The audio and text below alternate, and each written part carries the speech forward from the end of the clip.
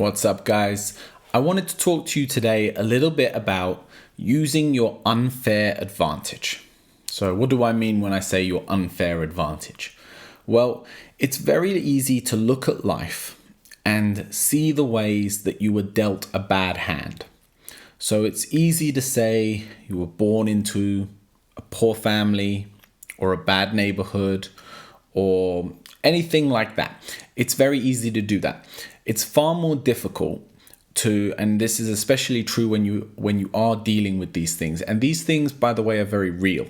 It's very real that if you come from a working class background, that you are less likely to succeed.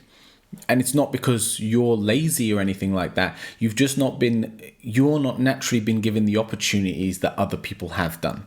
People who come from a background of money, so their families have money, they go to private school, they're being given an advantage in that sense. And what's hard when you come from that kind of background is to figure out and to take advantage of what your advantages were. And all of us have them. So I'm going to give you an example. And this is like a real life example that you can put into application.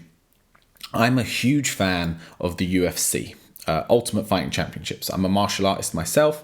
I run a martial arts school. I teach kickboxing. And naturally, I'm very into fight sports. And some of the most interesting stories that come from the UFC are people who have come from very rough backgrounds and who have made huge successes of themselves. And to take two British or UK based examples, you've got Michael Bisping and you've got Conor McGregor. These are hopefully names that you've heard of as well. Conor being from Ireland and Michael Bisping from England. And these guys both came not from money, not from high education, not from wealth, none of this. They didn't have any of these advantages, no private school education. They came from very work-a-day, working man backgrounds. Yet they both managed to become international superstars. Conor McGregor's one of the most valued sports stars of a generation. Like him or not, that's not what we're talking about here. We're just talking about his ability to make himself successful. What these two both did was they took advantage of their unfair advantage. So both of them, growing up as kids, were fighters. They'd get in fights at school, they'd get in fights in the street, they would constantly be getting in scraps. It was in their nature, and maybe it was a little bit in their upbringing. The difference between them and a lot of other people who would be doing the same thing at that age, who were doing the same thing at that time, is they channeled that into a way of making money from it or making a career out of it. We don't have to necessarily be talking about money here, but they found a way to become successful off of their natural traits, off of the way they were designed. So you see the issue with these guys, and I'm sure if you went back to school and you saw them at school, you'd think you're not going to get anywhere, not with that attitude, not behaving like this. But it's not that any way of behaving is necessarily inherently bad or wrong, but it's finding an environment where you can take advantage of the way that you just tick, the way you naturally are. So YouTubers are a great example. There's so many people on YouTube who people will like to say that, they're stupid or they have no business having such a following. But what they've done is they've taken their character and they've taken who they are and they've found and they've reached an audience with it. And they've taken their unfair advantage and found a way. So figure out what yours is. And if you've come from humble beginnings, a lot of the time it's just that you're resilient. You've had to deal with maybe not eating.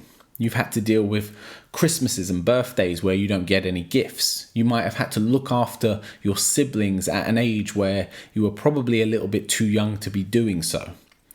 And if you did come from a background where you did go to a good school, this isn't to say you don't have your advantages, and maybe they're actually a bit more obvious. You do have an education and you should use that.